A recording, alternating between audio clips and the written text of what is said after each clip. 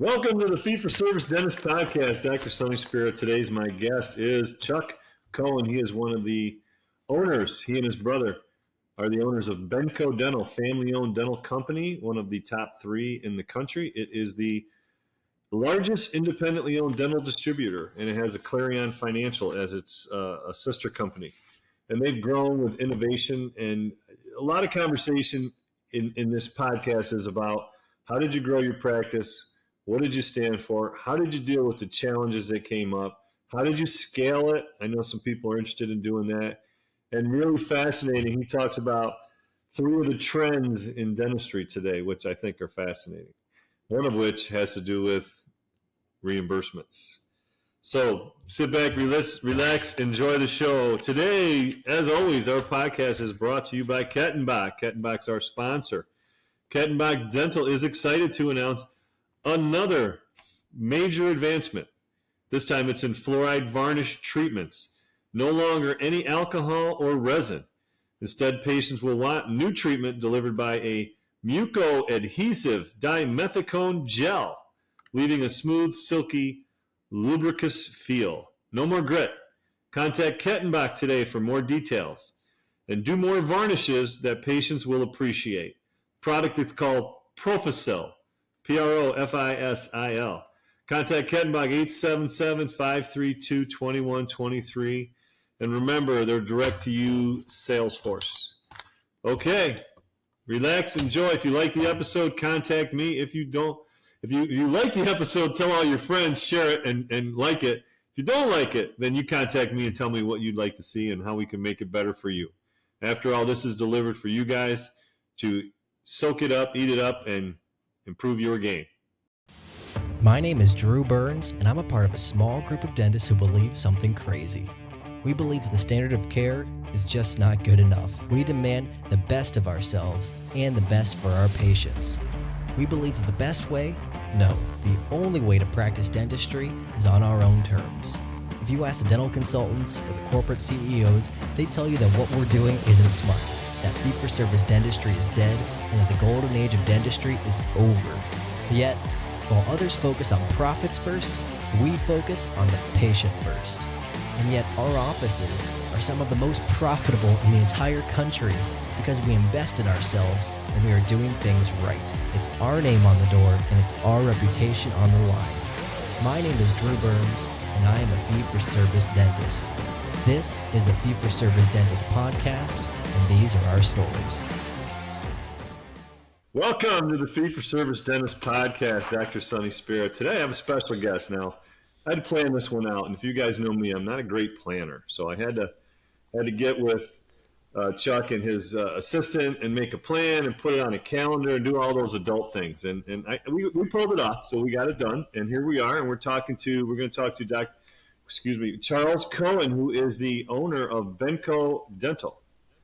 And let me give you a little background. He's managing director and third-generation owner of Benco Dental Company, the nation's largest independently owned dental distributor, and Clarion Financial, a sister company offering financing to dentists, which I have used, by the way. Founded in 1930 by Benjamin Cohen, Benco serves over 25,000 dental offices and dental laboratories across the United States. Company is based in Northeastern Pennsylvania with locations in 40 states. He's a graduate of University of Penn. He joined Benco as a territory rep in 1989. Funny, that's when I graduated dental school. After taking on management roles in the company's sales and marketing department, he assumed a senior leadership role in 1997. So please welcome Charles Cohen. Chuck, I know you as Chuck. What would we like to do? Chuck is great, Sonny. That's great. And thank you. I'm very flattered to be on here and very flattered to talk with you. You're a great guy and have been a terrific customer for a long time. So really appreciate the opportunity. Well, thank you. I mean, full disclosure, right? I'm a Benco guy. I started out with a little small group called Leventhal, AJ Leventhal and Sons in Pennsylvania when I got on my own. And I think they ended up, did you guys end up buying them or they ended up selling them? No, they sold it.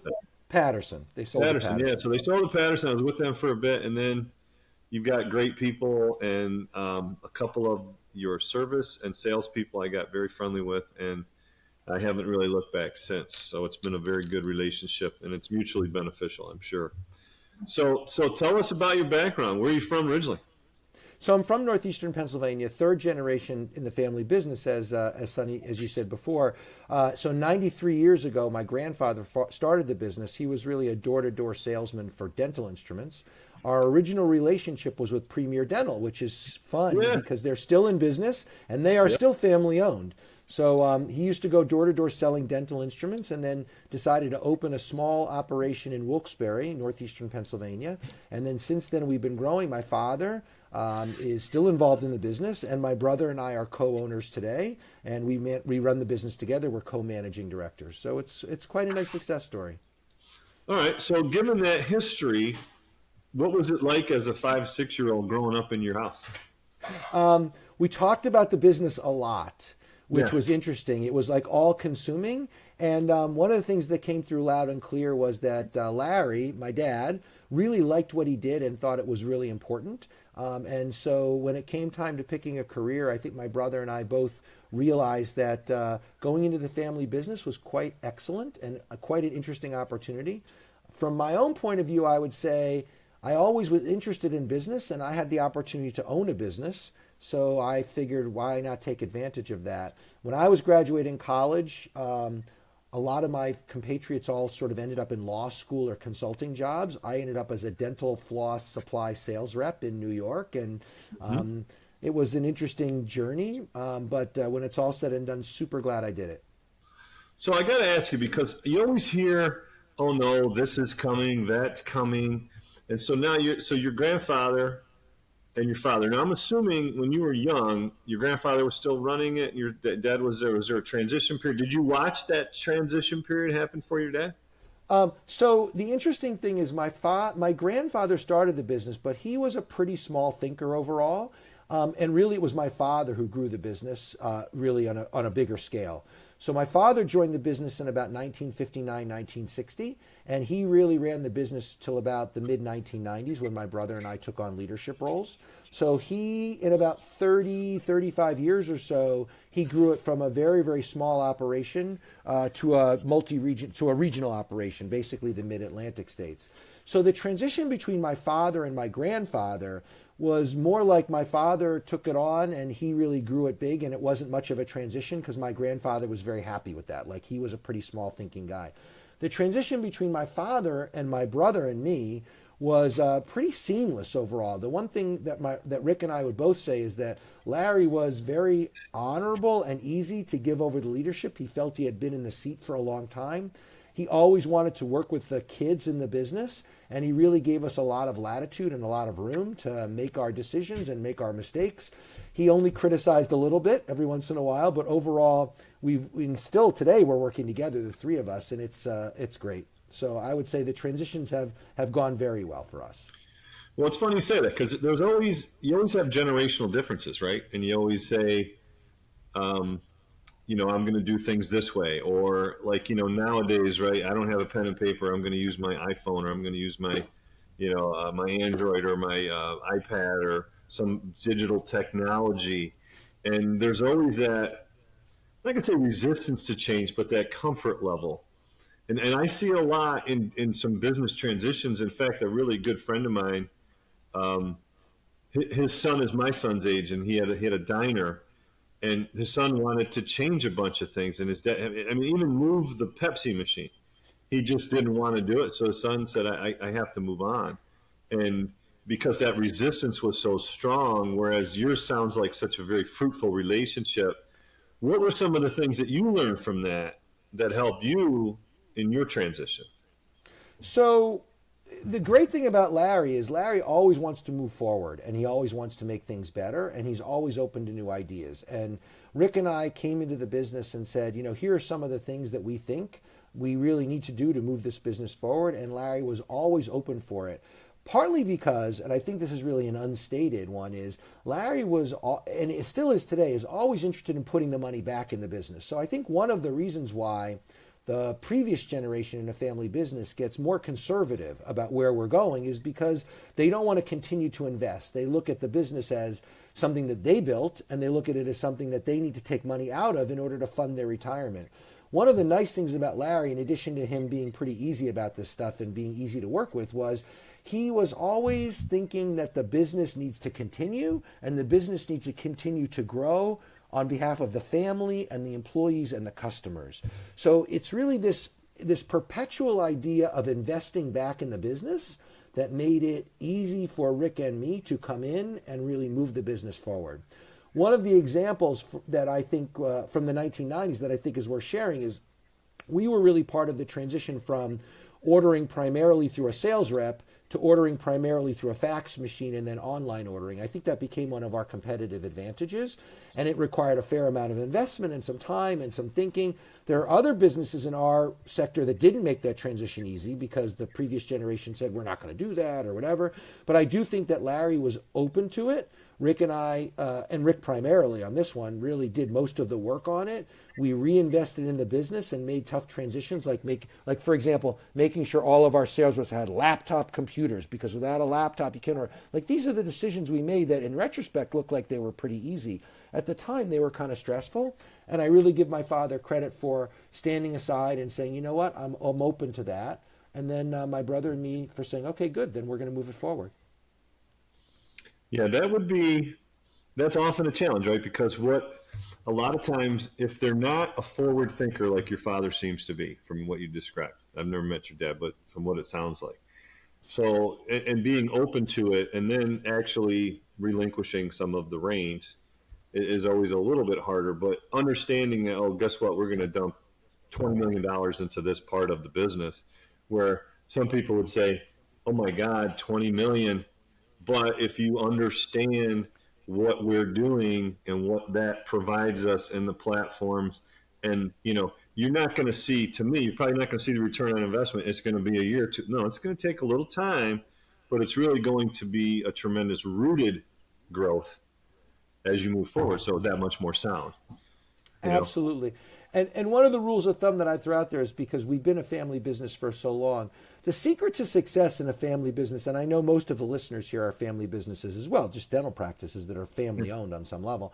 The secret to success in a family business, from my observation, is actually something that no one really says that often, but it's so fundamental that it has to be true. And that is, the family has to grow the business faster than the family grows people. And I think over and over again, we see that that's true. If the family can grow the business faster than the family can procreate, you've got a pretty good basis and foundation for success. If the family cannot figure out how to grow the business top and bottom line faster than they can procreate, that's when you get in trouble. And the good news is we felt, my father had 2 kids, and we made the business big enough that there was room enough for the 2 of us. And hopefully we'll figure out how to get it to the 4th generation. And again, one of the things working in our favor is there's 3 members of our 4th generation. And so I really think that's an unstated sort of a golden rule about family business that really is fundamental to long-term success. Okay. Well, that's the other question I want to ask you, because you are a family-run business and you're going up against big corporations, big groups, Shine, which there used to be Sullivan and Sullivan Shine and and they've sort of almost cannibalized certain parts. So now the big players are what? Patterson, Shine, Benco, and then right. There's 3, right? And there's a couple of small. There's really 3 big players. Then there's a couple smaller players that are family owned. But I'd say Benco, Shine, and Patterson are the 3 biggest players right now. Sure. That have national coverage. So in your space, right, you're competing. So let's take a dental practice, competing against corporate offices, right? What are, because this relates directly to me, I'll tell you that much, but directly to plenty of people that are listening. How did you formulate the plan to compete with the big boys, or what did you really emphasize that was one of your distinguishing separations? You talked about going to technology earlier, but what were some other things? There had to be some core principal values that defined it. Sure. So one of the things that we say at Benco, and we say it over and over again, and it's so refreshing, I think, for the people who work with us, is as a family business, we have the privilege of thinking in decades, not quarters. So our public company competitors, they can only think in 3-month increments. We get to think in decades. And I can give you an example of how that actually played out in a way that was very beneficial for us. And that was during the pandemic. This is tactical, right? During the pandemic, when in March of 2020, everybody was not sure what was going to happen, but we all knew something was going to happen. There was a run on the bank basically for PPE. There was a run on the bank for gloves and for masks. Everybody was ordering everything that they get their hands on. You remember those days? Dentistry was shut down. We made the decision very early, and actually in February, to ration our PPE and hold back the PPE for our customers and make sure that we could supply them. When in fact our competitors, Shine and Patterson, because they're public companies, I think, is they just took every order they could get, because their job as owners is, as managers, is to make the quarter. So they made the quarter. They had a great quarter. But when dentistry shut down and then reopened, they did not have PPE to supply their customers. So that was an example of, we made a hard decision at the time because we had orders in the door. We could have filled the orders. We turned away orders, especially from non-customers. And when people were customers and they wanted to order 2 and 3 times what they normally did, we said, no, you can only order what you used to order because we don't want to run out. We want to stretch ourselves out. We're going to start rationing. That's really a good, tangible example of something in the past couple of years that worked out very well for us. We thought in decades, not quarters. And we said, okay, dentistry is going to reopen. And when our customers reopen, our job is to make sure they have the supplies they need to practice dentistry safely. So when we say we think in decades, not quarters, it's not just a phrase. We actually live by that. As a consequence, we make different kinds of investments. We have different focuses. We're not focused on making money for January or February. We're here to make money and position ourselves to help our customers and help our customers help their patients for the long term. So that's the first thing. The second thing I would say is what we've decided to sort of focus Benco on are 2 elements that are super important. One is innovation.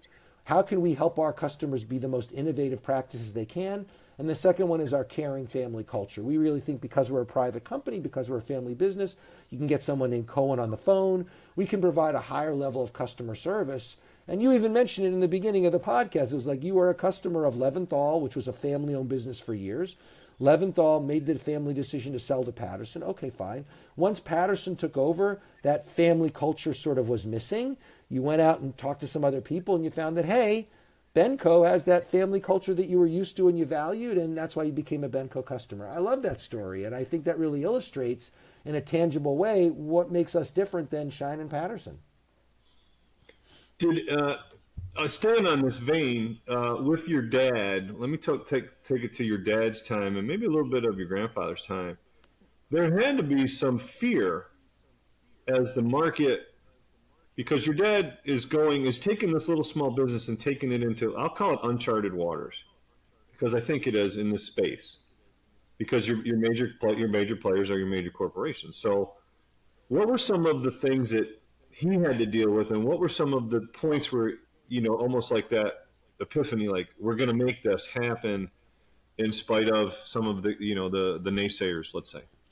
Yeah, so there's always an element of fear, and I think that's true of your listeners as well, because, and by the way, we can talk about how private dentists can compete with DSOs. The bottom line is, don't worry about the DSOs. Just make your best play and play your best game. I mean, honestly, there's nothing to fear from the DSOs. I think they play a role in the market, but independent dental practices are thriving today. They thrived in the past. They will thrive in the future.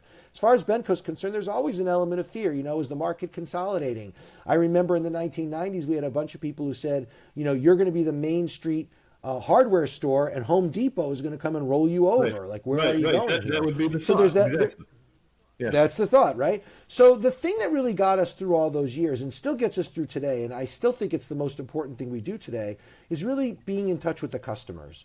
And what we always thought as an ownership team, as a family, was as long as the customers value what we do, there's always a role for us in the market. Now, that doesn't mean that we don't have to innovate. It doesn't mean we don't have to invest. It doesn't mean we don't have to keep moving dentistry forward, driving dentistry forward as we do. But what it means is that if we can go out and talk to customers and the customers say, there is a difference between Benco and Shine, or there is a difference between Benco and Shine or Patterson. As long as that's true, then I think there's a very good, vibrant future, and it assuages my fear. It makes me understand that there's always going to be a role for us in this market as long as we're doing a great job serving our customers.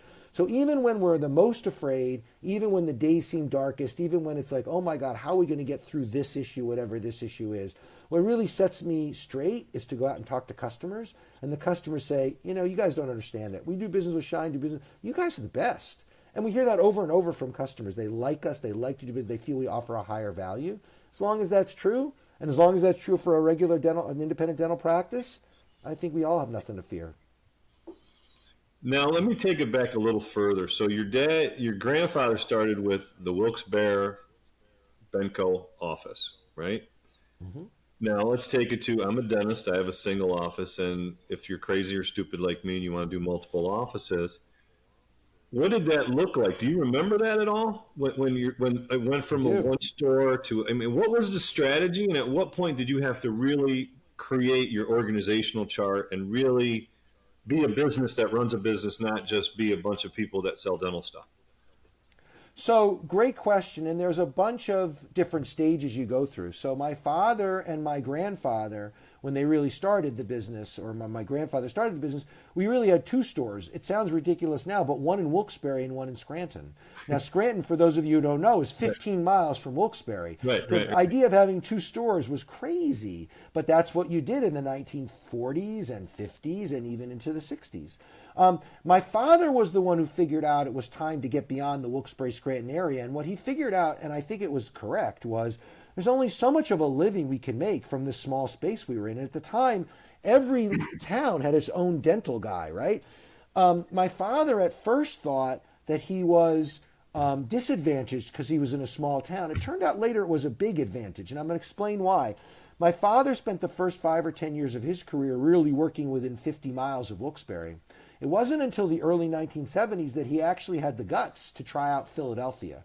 Philadelphia was the big city. It was 100 miles away. The roads were not as good back then, right? But he said, but someone said to him, a friend of his said, why don't you just go to Philadelphia? My father said, oh, Philadelphia, it's so scary. And the guy said, look, hire a sales guy and see what happens. And my father said, okay, that doesn't sound like a big deal. And in fact, what my father figured out was being in the small town was actually an advantage. It made him it made him hustle more. It made him gave him a little bit more confidence when he got to a big city. And then when he actually opened in Philly, what he figured out was the small town values that he took for granted, the customers in Philadelphia actually valued a lot. Now, once we figured out the customers wanted to buy from us, then the question came, how do you reorganize the business? And I would say, as we've grown in every stage, there's been different versions of reorganization. The big category I put on this, and then we can move, talk about as much as you want, is basically how do you become more and more professional, right? How do you go more and more from one owner operator? And my father was not just the owner operator, he was also the main sales guy. How do you go from the owner operator, so sort of like a dentist owning a practice, to professionalizing the management and the support? And the answer was you hire people, you work through it. Some of the people work out, some of the people don't. You keep refining and refining, and it's not easy to do. Again, the key to Larry's success, I think, has been always putting the money back in the business. That's really been true, because you always got to invest. Whether you're a dental practice or a dental distributor, you got to invest in the future. And as long as you're doing that, then there's a lot of room for making mistakes, and there's a lot of room for hiring the right person. So as long as you're taking enough money out of the business to live, but not too much money that the business has trouble, I think you got a good shot at success. So how did you handle, because now, okay, like you just described it, right? So you have the business, and now you're creating sales, and now you got to support those sales. And I found one of the challenges that we have seen as we've grown is, okay, you have to set up an organization so that communication flows freely from the point of contact of sale to the point of service and delivery, right? You have the added portion of now you also have to deal with secondary suppliers, right, that supply products to you. So now you got to talk about distribution. How did you handle some of those other challenges that had to come up that may not necessarily be part of dentistry, but they really are? I can vouch for it, that you have to have the right organization structure. Absolutely. So the key in our transition and our transformation really was hiring the right people and really putting in the right structure so those people can be successful. It was a really, really big transition for Larry to turn over the reins to other people and trust them to start making decisions, right? And really putting in a structure that works. I would say that if you want to understand any business, take a look at the org chart. And I think that's true of a dental practice as well. So when I talk to dentists who are trying to go through this transition, the first thing I say is like, you are the main provider, the main producer of the dentistry for the most part, right? And as you grow, you have to figure out what are the areas where you need to hire in people in order to make sure that you can scale your business up. That's really the challenge. And then Scaling it. That's the right word. Scaling is hard. Scaling it is hard. So a couple rules of thumb that we've used that I think are applicable to your listeners. Number one is you got to be able to reinvest. Number two is you got to be committed to being bigger. And so the reason I say that is because I think the biggest mistake that a lot of doctors make is they open just a second office. What I mean when I say that is the second office is your worst decision if all you're going to do is 2 offices. You're never in the right place. You don't have enough scale in the business, and you get stuck and frustrated. And I've seen that happen over and over again. So by definition, if you want to get to 5 or 6 offices, you have to open your second office. So I'm not saying a second office is a bad idea. What I am saying is think a little bit about where you want to end up. If you want to end up with 5 or 6 offices, then clearly a second, a third, a fourth is going to, that mathematically you need to do that. What I'm saying is think a little bit about what is the end result that you want.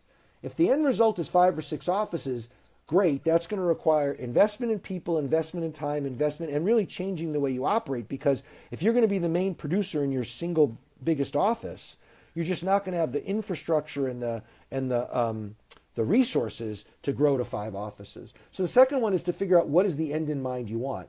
And then the third one is to figure out what are the skills and talents that you need to augment your own. And everybody's a little bit different. So in my father's case, my father was always the world's greatest salesman. And he will tell you that today he's the world's greatest salesman, and I think he is. So he needed help more on the accounting side, more on the HR side.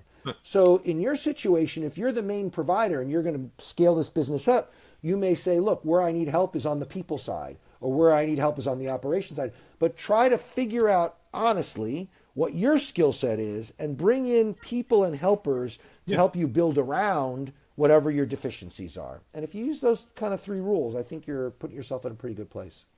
Hey folks, this is not like when we talk off air, I just want to be clear on this. This is right off the top of the head with Chuck. So this is not, he has just not written notes. This is not a scripted, we're not following a PowerPoint presentation.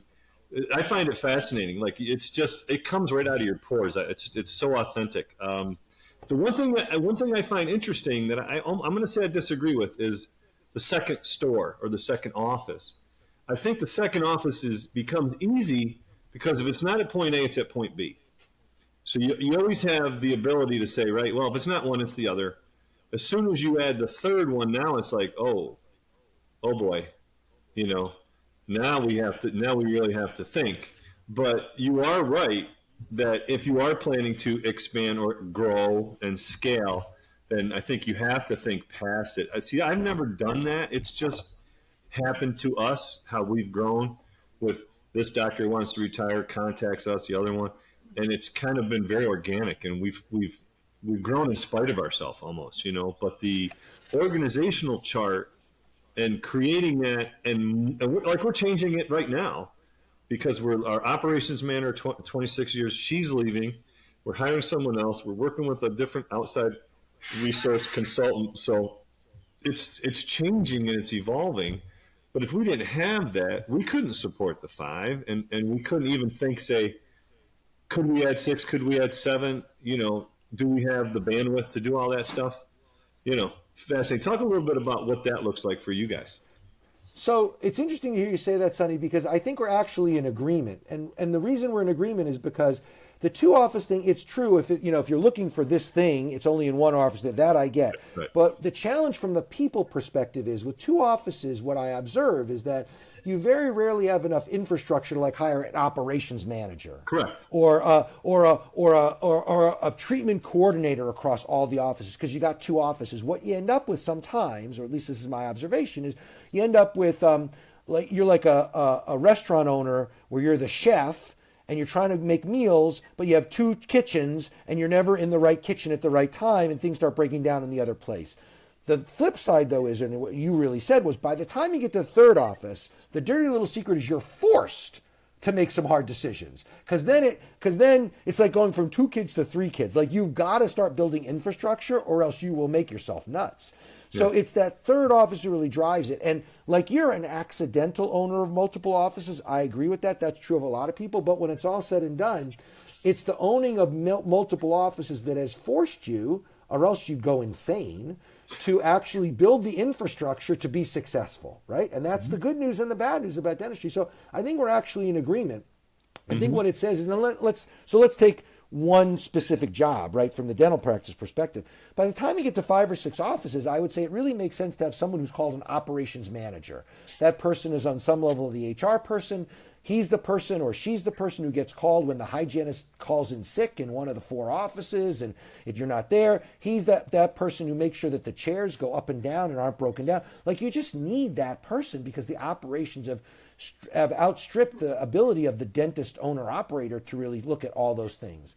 With 2 offices, it becomes really difficult to justify that. It's a very expensive person to have for 2 offices. Correct. It's a person that's the key to success in 5 or 6 offices. Well, I think the one thing it does do, now that we're talking about it, is you see the necessity to have that role defined. You know, you really say, we need someone to do this, and at what point does it make sense to have a full-time, a CFO? At what point, is that person, more than just a bookkeeper kind of thing? Absolutely. Yeah, yep, that'd agreed. be great. All right, so talk now. As you guys, as your father has sort of taken, so it's in the 70s, Philadelphia becomes your first major market. So Scranton is like a Binghamton. It's a smaller, suburban, semi-mini city. But now you're talking Philly, and the challenges of dealing with now a city, and now deliveries are on, more difficult, probably streets and locations and high rises, et cetera. What does some of that look like? What were some of the challenges there? So I want to give a shout out here to 2 things that happened in the United States, because I think, the thought that precedes the statement is sometimes as Americans, we underestimate what happens outside. Like, we like to think it's all because we did it. So I want to give a shout out here to 2 things that really in a lot of ways made Benco successful, right? The first one was the development of the interstate commerce and interstate highway system. Like, up until the 1950s, your listeners may not remember this, but it's older than me, but I've known the history. Up until the 1950s, it took like 4 hours to drive from Wilkes-Barre to Philadelphia. And our family originally was from Philadelphia, and I heard stories and stories. It was all back roads and the whole thing. The interstate highway system in the 1950s really brought together the United States and made national commerce really possible. And I think we need to give a shout out to those who went before us and really decided to invest in this. Really, it's a miracle when you think about it, right? The second one that was integral to our success was the idea of UPS. So prior to UPS, the only way to deliver a package was either by yourself or the U.S. Postal Service, and at that point, they weren't very good at it. United Parcel Service was a company that started out of Seattle, and really they were from the 1920s, but by the 1960s, they had really gotten to the East Coast. And so one of the things that we're most proud of at Benco is that my father, Larry Cohen, was one of the original UPS super users in the eastern part of the United States. It wasn't like he thought about it a lot. That was one of the secrets to Larry's successes. He just sort of took opportunities when they came up. He'll tell you about it today. He's 87, and one of the seminal moments of his life was when some guy came in to his office. They were in a building, it was probably 1972 or 73, and said to him, "I'm from a company called United Parcel, and we're going to deliver your packages to Philadelphia the next day." And my father said, "Are you telling me you're competing with the government delivering stuff?" And the guy said, "Yes." And my father said, "That is the dumbest idea I've ever heard, but sign me up." And this is a true story. And in fact, what we've later figured out was that my father, Larry, was one of the original customers for UPS in the East Coast that really used it big time, because he had no choice. Because if he was going to stay in Wilkes-Barre, Scranton, he had no choice but to use some sort of service to get the packages delivered in Philadelphia. And really, those 2 things made us doing business in a small town, but then serving customers in a big city really possible. And then, as a consequence, we could take the values of a small town, cheaper to operate, better people, I think, more stability, and really bring them to a place like Philadelphia. And that really was the secret to our success. And I want to give a shout out to those things because I don't think we take enough in America we love to say we did it, I did it, and the answer is no. We're all in this together, and it's all part of being part of this American culture and system that we have. And sometimes we have to say, you know what, a shout out to those people who came before us and really invested. And so the timing of it was very important.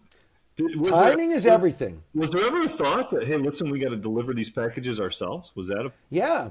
For years and years, we did do a lot of deliveries on our own, and some were done by by the U.S. Postal Service. But the answer is, if those two things didn't happen, the interstate highway system and UPS, we would. I think my father would have gotten frustrated because there's only so much of a living you can make within 50 miles of Wilkes-Barre, Scranton. Sure. Those two things really brought this whole idea of small town values, but serving a much wider geography. And then we leveraged those things over time. So we did the Mid-Atlantic, then we went to the Southeast, to Florida, then we went to Texas. And it took us about 15 or 20 years because we're long-term thinkers. And by about 2010, 2011 or so, we had made it all the way to the West Coast. And we had done something that hadn't been done in our business, which is becoming a family-owned, independent dental distributor with coast-to-coast operations. That had never been done before.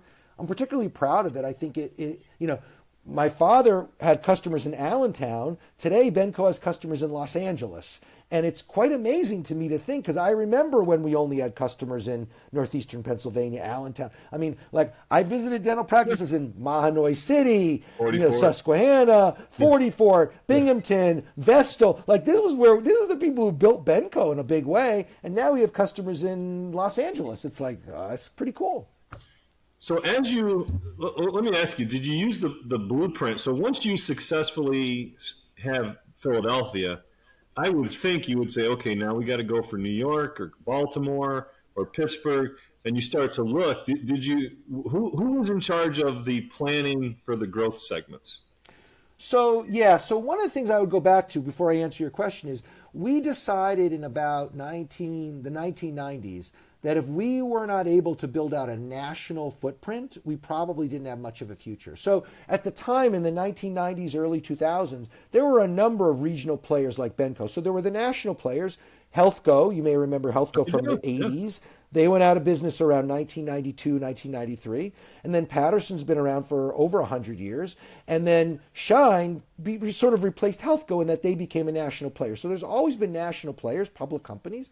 And we looked out at the landscape and we said consciously, if we're going to stay a regional player, there's probably not much future for us. We need to get national. So 1990s. And we understood that 1990s. In the 1990s, that's right. Okay. Yep, in the 1990s. I would say the mid-90s to the late 90s. Sure. We just looked out and we said, now others in a similar situation made a different decision. Some of them sold to larger players and became part of the consolidation. Mir would be one of those. Some other players, names have gone to history, but Mir would be one of the larger ones. They were based in Detroit. So others looked at the same situation and said, all right, there's no future for a regional, so we're going to sell. We decided we agree no future for regional, but we believe we can build out a national footprint. It required a fair amount of time, a fair amount of investment, and it required a lot of patience. But we took over about 10 to 15 years, region by region. We added a distribution center. We added sales and service people. We continued to do the back office from Northeastern Pennsylvania. And we gradually, region by region, area by area, city by city, built out a national infrastructure. It took from about 1997, 8 or so until about 2010, 2012. So it was about a 12, 14-year period. Was there any purchases along the way? Did you buy any businesses? We did. We bought some smaller players, but very small ones, like one or two person. We bought one bigger player in Minneapolis, but basically it was a lot of organic growth, a lot of organic investment. As Larry Cohen taught me and my brother, put the money back in the business. We never took out too much money. We reinvested. And to be honest, I think that Shine and Patterson were kind of surprised. I don't think that they really had us on their radar screen as really building this whole thing out. And when we got to the West Coast, I think they were shocked that we did it. We were a little shocked because it was all right, is this really going to work? We weren't quite sure. But sort of how you ended up with 5 dental offices was all right, we're going to just tackle it one at a time. And that's what we did, and I'm glad we did. But the good news is you had the concept in the 90s. You said, this is what we're going to do. So that's you and your brother at this point, because you said you guys sort of got the control, right? Indeed. So you took your dad's vision and plan and you injected some testosterone steroids into it. And you said, hey, we're going national. So with that, then now things can become almost intentional, right? Okay, we're going here, the Mid-Atlantic. Now we're going Midwest. And with that becomes distribution centers, et cetera, because you want to have the product to reach the consumer in a certain amount of time, right? Absolutely. What were your like your major companies that you buy from? Let's take I don't know, an ADEC or a Sorona or some of those companies. What was their support for you guys? So it varied. It's funny that you bring up ADEC. We were an ADEC dealer before we were national, and now we're not an ADEC dealer. And I really can't go into too many of the details, but I would say that I don't think that's a coincidence, is the way I would describe it. You know, that's what it is, and everybody made their own decisions. So I would say some companies were more supportive than others. In general, I would say that the manufacturers like doing business with us as a family business. They feel we're more friendly. They feel we're more supportive. They like that we're focused on innovation. So in general, there are some exceptions. The manufacturers, you know, they don't want to have all their eggs in two baskets. They'd much rather have three baskets. And if one of those baskets is family owned, they think in decades, not quarters, and they're nice to do business with, they're very, very supportive. So I think that they have enabled us, our vendor partners for the most part, have enabled us to compete very effectively with Shine and Patterson. And I think the customers have enabled it too. Like, I think as a customer base, every dentist in America wants options. Like, they don't want to just have two options. They'd rather have another one. So I think from the vendor side and the customer side, we've gotten a lot of support for our growth, and we continue to get support as a business today. I'm very proud of that. Yeah, I will say as a dentist, that's one of the major mistakes that the companies have made. For example, I want to get X-ray X in my office. We don't sell that. That we're only with this group, and I think that is a huge mistake. I think it's almost anti-American to have I agree. exclusivities. And the dentist is like, well, if I really like this product, you're telling me now I'm doing my office, I have to go work with another vendor. I don't want to work with another vendor, and that's a swing and a miss for us as consumers, I think. No doubt. And I want to add to it, it's basically one of our values at Benco that we believe in choice. And choice to me and Right. choice to our team means we should be able to sell everything in the market or everything reasonable as long as we're willing to invest. And dentists should be able to buy what they want from whom they want it. And our philosophy at Benco is if That's you it. give us a fair price that we can buy it at, and you give us access to the products, we'll win more than our fair share of deals. I really believe that the companies in this situation, our public company competitors, they love exclusives. And the reason they love exclusives is because they're scared of competing on an open playing field. We're never scared of that. If we don't earn the sale, if we don't earn the business, then don't give it to us. Yeah, So I couldn't agree with you more. And no matter how big we get, we are always going to be focused on choice and options. And if you want to buy what you want to buy from where you want to buy it, we support that. And if we're Yeah. the winner, great. And if Shine or Patterson's the winner, okay too. Yeah, I couldn't agree more. I've run into that a couple times with I know with X-ray equipment and other things. You know, you can't get this here, and this is only here, and I just think that's a huge mistake on the supply parts. But that's Now, the another good story. news is, before we move the topic, the good news is, Sonny, this topic tends to go in waves. And the good news is, as we sit here today in 2023, there's lots of good decisions being made by manufacturers to open more lines of distribution. At Benco, we just added Plan Mecca, which is exciting. One of the products, Vatek, that we were basically one of the few distributors for, just opened Shine. That wasn't good for our sales line, but it's good for the industry. So we are in favor of that, and I think we're in a cycle now where more vendors are opening more distributors, and I think that's good for dentistry. It's good for you. It's good for Benco. Well, to me as a dentist, that's where to me we should have some dental representation or ADA, whatever, should be screaming this like, hey, listen, our docs, what because you look at some companies, I won't name them, but they make clear tray aligners, and you have to use their scanner. You have it's very It's awful. myopic, and it's to me it's such a turnoff, and I can't get past certain parts of that. So let's talk about a couple things now. What are some things that you see in the dental industry as dentists in dental practices that you see? We were talking a little bit before we went online. What are some things that you see that dentists common mistakes or common wrong turns that are made, or things that they could maybe do a little bit differently, or let's go on that vein. Let's start talking about that. So let's use the word opportunities. Like, what are the opportunities for dentists to do better? So I'm happy to share one. SWOT analysis. All right. There you go. I don't want to insult anyone on this All call right, here we go. or listen, any of the listeners. Never a good idea to insult the listeners. So where I want to start is by telling you that one of the things that we feel at Benco we do better than anybody is this idea of co-travel. So what co-travel means to us is our management team gets in the car or in the truck with our service techs or our sales reps many times a year. So as a team, we co-travel about 100 days a year. That means that on average, since every one of those co-travels is 7 to 9 offices, sometimes 10 or 12, we're, on a big round number, our management team, our leadership team is in like 1,000 dental offices a year. 100 days, about 10 visits a day. 10 visits each one of those days. So it's about 1,000 offices. Me personally, by my calculations, I probably have been in 3,000 to 4,000 different dental offices over the past, 2 decades or so. So while I'm not a dentist and I've never owned a dental practice, I can say that I'm an experienced observer, right? And I feel like I have a good feel for what practices do well and what practices can improve on and where the opportunities are. One of the ones that I'm passionate about these days is this idea of dentists articulating a strategy for their practice. And I have a bias, which is almost every dentist I talk to has a strategy. The strategy could be we're going to be the most innovative practice in town. It could be we're going to serve the underserved. It could be we're going to be family oriented. It could be we're going to run. I mean, I don't really care what the strategy is. I'm indifferent. I'm not here to judge one strategy as better than the other. Yeah, because there's no right or wrong. What I'm here to say is there's no right or wrong. In fact, the great thing about dentistry is there's lots of ways to be successful. Correct. There's lots of ways to be successful. What I am passionate about, though, is my observation. The most successful dental owners articulate their strategy, share it with their team, and manage to it. For example, when I talk to dentists and I say, hey, kind of where are you going? What's your strategy? How are you going to win? And they say, we are going to be customer first, patient centric. We're going to have the best patient experience in our geography. I say, great. Then really, why is it that it's been 10 years since you've invested in your reception area? Like, why is the furniture in your waiting room, the chairs have sort of concave seating?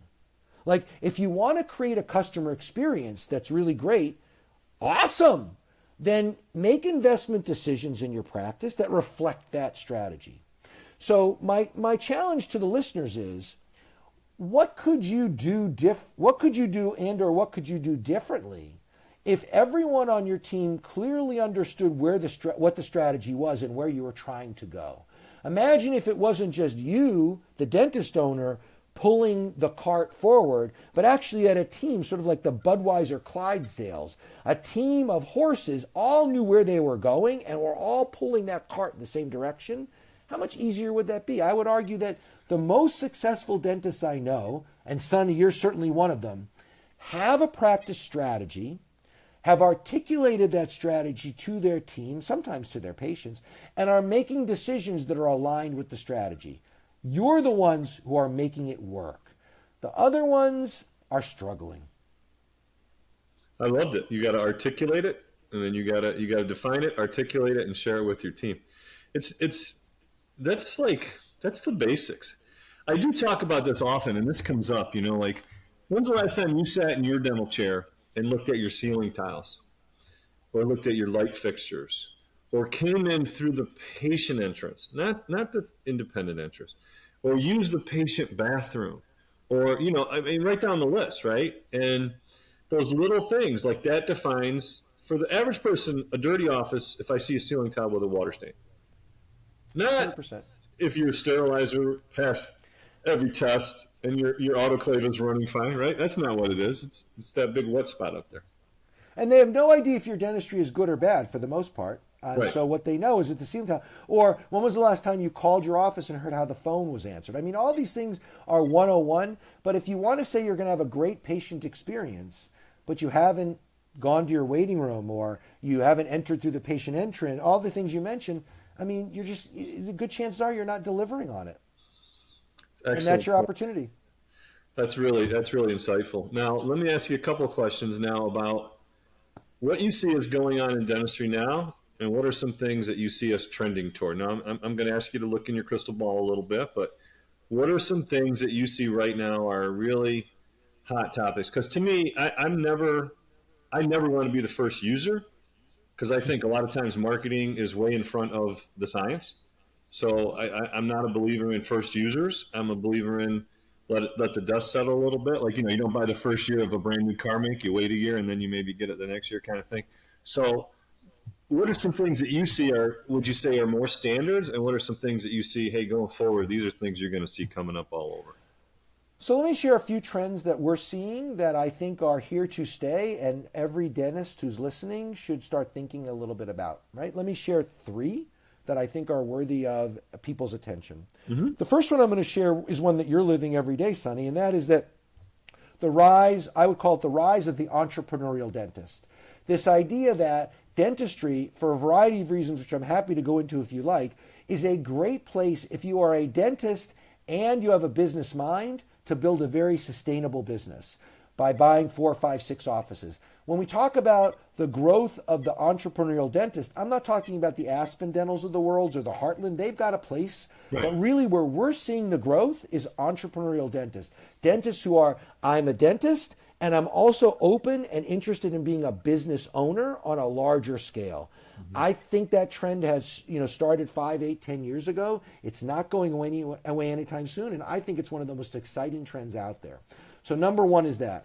The second one I want to share is, it feels to me at least that we are past the tipping point on the digitization of dentistry. When I say the digitization of dentistry, what I mean is not just on the imaging side, although that's a very exciting place, but also on the milling and the 3D printing side. And so when I remember, this is sort of a sidebar conversation, but I'll get back to the third one in a minute.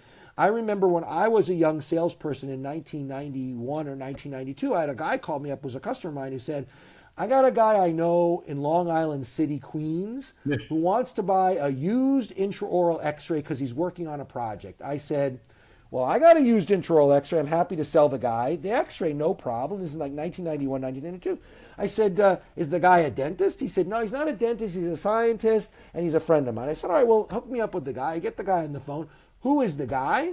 His name is David Schick, and he's working on the first intraoral sensor. Yep. So I literally talked to David Schick as he was developing the product. And the trivia question that says, I personally sold him the intraoral x-ray that I believe he used to do the tests to see what would work. So I literally was at the beginning of the digitization of dentistry. Mm-hmm. Today, it's 2023, it's 30 years later.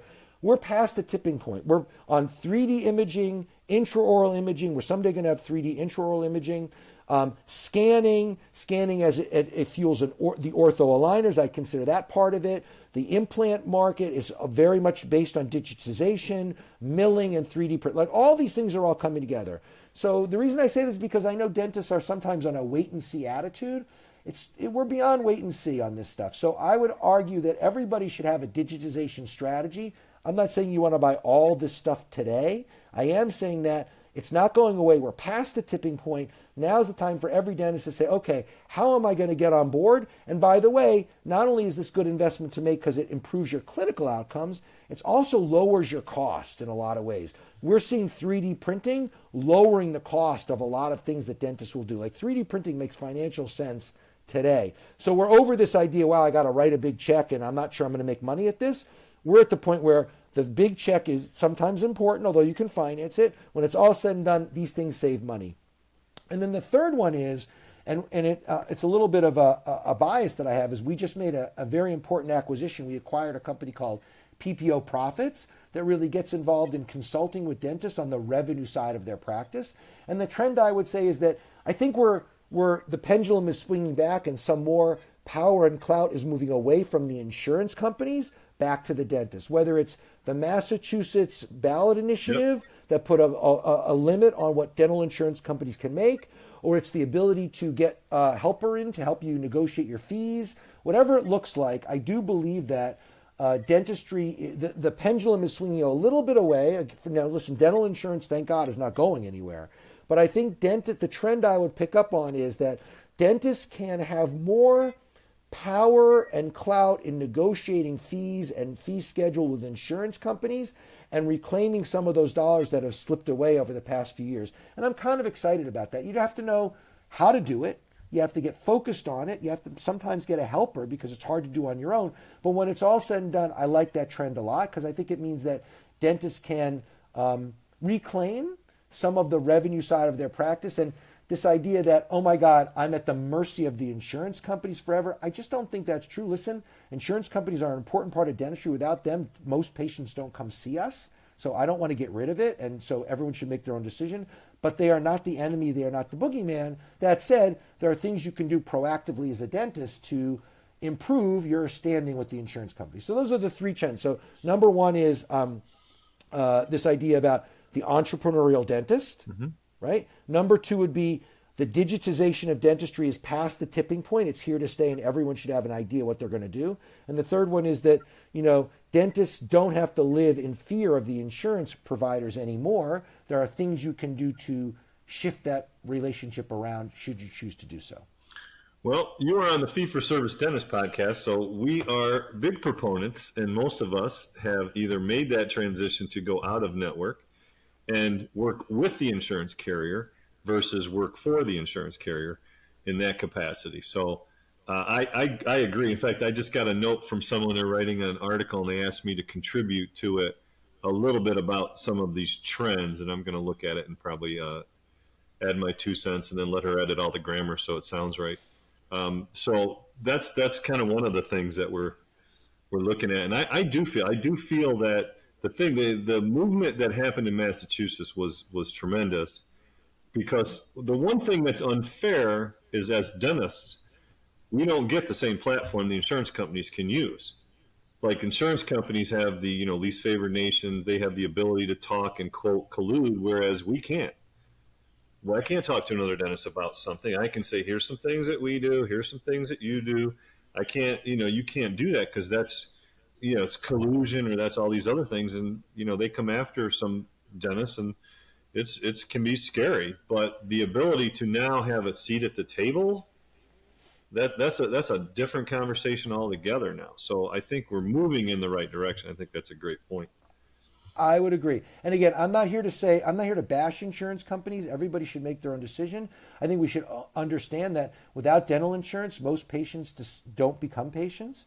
But I think we have to figure out how to work with insurance companies on whatever level, everybody wants to. And the trend, I would say, is there's more options today for dentists to renegotiate those kinds of relationships than there were over the past 5 to 10 years. And I find that very exciting. So I'm definitely on the page of fee for service. No question. I'm definitely on the page of set your fees and collect a fair fee for what you do, and get the best relationship you can if that's what you choose to do with the insurance companies. How do you deal with some of these? They're not really dental, but they're like Amazon, these other companies that now are getting into, because I've been a part of some different surveys, and they've asked us, gray market or pink market, whatever they're calling it these days. And I stay completely out of it. I don't want anything to do with that, because I don't think you can really trust the sourcing. To the point where, hey, we have our own dental lab, and I know exactly where my porcelain comes from. I know where it was made. I know where it was manufactured. I know who's doing it. So I have kind of full quality control. And I like to think that we have the same by working with a company like yourself. But how does that pose? I mean, that's got to be now the newer thoughts in terms of, okay, there's this other entity. What's that look like for you guys? So it's an interesting question. It's a little bit of a self-serving answer, but I'll try to answer as best I can. When you're buying from a non-authorized dealer, and there are lots of them out there, there's Right. a chance, and it's not insignificant, that the product you're putting in the patient's mouth is counterfeit. Right. It's not just, people have this idea that gray market is just product that's the same product, but it just got diverted. The answer is not oftentimes, but a fair percentage of it is just made in somebody's basement in Eastern Europe, and they slap a label on it. It's counterfeit. Mm-hmm. So I'm a big believer, and it's what we do at Benco. We only sell authorized product. Not only that, we make sure that we are in control, to use your term, from the entire time, from the time it leaves the vendor until the time it gets to the doctor. So for example, we have big refrigerators because some products need to be refrigerated. We have temperature controlled warehouses, otherwise the gloves start sticking together and the stuff goes bad and doesn't last as long. We very much observe and live up to the expiration dates on products because we sell drugs. So we take it very seriously. The answer to your question is we compete by doing what we know how to do and doing it well. There are doctors who try other things different times. Usually they come back because they have a bad experience. And I definitely agree with what you're saying. It's not something that should be taken lightly. I mean, if something seems like it's too cheap to be true, chances are it's too cheap to be true. Right. I mean, if Shine, Patterson, and Benco are all selling something for $100 and somebody comes around and says, I can sell it to you for $40, chances are it's not the same thing. Yeah. And I think to make a decision like that, to save a few dollars, it's just you're putting your clinical outcomes at risk. Yeah, no thanks. And that one's got my name on it. The one thing I thought was interesting was what you guys did with masks was the quality control aspect. You actually were visited, you had like boots on the ground. It wasn't just, oh yeah, my friend's cousin's brother told me this place is good. We're going to sell these masks, right? You want to talk a little bit about that? Because that was serious. Not only that, and there's some videos on the internet you can find. Not only that, the guy visiting is my brother. So we send an owner of the business over to China to inspect the factories, and he wants to see how things are being made. He wants to make sure that the people there are being treated fairly. He wants to make sure that when they're making masks, they're living up to the manufacturing principles and the product is going to last. And by the way, we know now masks actually have an expiration date because they start falling apart after a period of time. So we take this thing very seriously at Benco. One of the things that my brother spends a lot of time on is our private label initiatives because we want to make sure that the quality of the product that says Benco on it, and it's a pretty extensive product line, it meets our definition of quality and it lives up to what our customers are expecting. So it's, the small guys out there, the Amazons, I mean, I'm not saying they do a bad job. That's up to customers to figure out. What I am saying is that I know what we do to deliver the value that we do to our customers. And it's not easy, and we take it seriously, and we will not compromise on it. That's part of that thinking in decades, not quarters. Like, I'm not going to cheap stuff out so that we can be 5 cents cheaper. It's just not worth it. It's too much reputational risk. You guys have a set of core values at Benco? We do. Would you like to share them? Yeah. So our mission is that we drive dentistry forward through our innovative solutions and our caring family culture. And so that's our mission statement. And really what we do is we really gauge everything off of our driving dentistry forward. Let me interrupt you. If you don't, and listening to this, if you don't get that message, you either haven't been listening, or you drove off a cliff or something, but that comes through loud and clear. I'm sorry, go ahead. Yeah. So we drive dentistry forward through our innovative solutions and caring family cultures. And caring family culture, and I would just throw in a little sidebar to say, most distributors in America are not focused on innovation. That's really what most manufacturers focus on. How do we invent the newest, latest, and greatest? At Benco, we've decided that part of our value proposition is to make sure that we're finding the newest, latest, and greatest products and bringing them to our customers. When it comes to our values, you put me on the spot because we got 5 or 6 of them. So I'm not sure that I'll remember all of them, but I'll quote the ones that I do remember from memory. The most important one, and this is the one we're sharing, and it really goes back to where we started the podcast, is we cherish our sterling reputation every day. And one of the things that I learned, Rick and I both learned from our dad, is that a reputation takes decades to make and minutes to lose. Minutes. Like that. And so the number one value that we have in the organization is we cherish our sterling reputation every day, and everything we do is through that lens. If it doesn't build a reputation, if it doesn't burnish this reputation that we spent 93 years building, we don't do it. It's as simple as that. We start every conversation or every issue by asking, what does the customer want and why? So we always start from the customer perspective. We invest in our communities. We're always making sure that our communities are better. We smile, and I'm missing one off the top of my head, but you caught me off guard. So I'll just go with those 4. Those are the most important ones. We try to make our communities better. We try to do that all the time. We always ask why over and over, like, why is this, why is that? And we start with the customer in mind. Well, that goes to innovation. We burnish our sterling reputation, and we always smile. But you said, think about all the things you said during this podcast alone. Like, we get the information from our customers, our management people go out with our with our salespeople to get why. So it's not just words on a paper. It's a way. It's in your DNA, or you don't work at Benco. Yeah. I mean, it's pretty simple. Exactly, 100%. Because if you have values but nobody's living them, and values have to, in order to work, they have to influence how you actually run the business and the organization. And we really live up to them all the time. It's something we take very seriously. Great stuff. Last question. I'm going to give you last question. Okay, I ask most people first time they're on here. So if you could go back in time, anywhere, time or place, where would you go and why? Oh, that's so interesting. I find the post-World War II period very interesting in America. And I find that, we have this whole influx of people. We basically did the right thing around the world, and we defeated bad guys, no question. And then we came back, and in the 1940s and 50s, I find the pace of innovation and the pace of technology and the pace of income growth to be fascinating. The number of people who went from sort of in the 1930s, the Depression, the 1940s, the war, I'm oversimplifying, of course, to the late 40s and 50s. I find that period very interesting in the way it's influenced us as Americans today and the way it really built the society that we all have known to grow and love. And I think it's a fascinating period to have lived through. Perfect. Well, that makes sense with the building of the highways and the roads and everything else, right? Indeed. Thank you. That's perfect.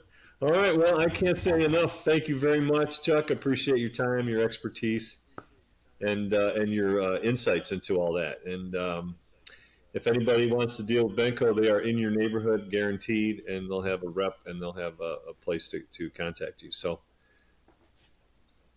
thank you very much. Appreciate it. Sonny, I should be thanking you. I'm flattered to have been invited to participate. Happy to come back anytime. You're the best, and I appreciate the time together. Thank you very much. Thank you. Thanks for listening to the Fee for Service Dentist Podcast. If you would like to share your fee for service story, please fill out our contact form at ffsdentistry.com. Also, be sure to join our Fee for Service Dentistry Facebook group. For help starting your dental membership plan, visit dentalmembershipdirect.com and membershipmastercourse.com. Finally, for help with in-house financing, visit dentalfinancingdirect.com. And don't forget, your story is what you make of it. This is your name on the door and your reputation on the line.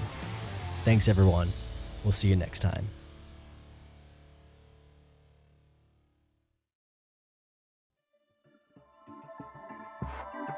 This has been a Rogue Media Network production.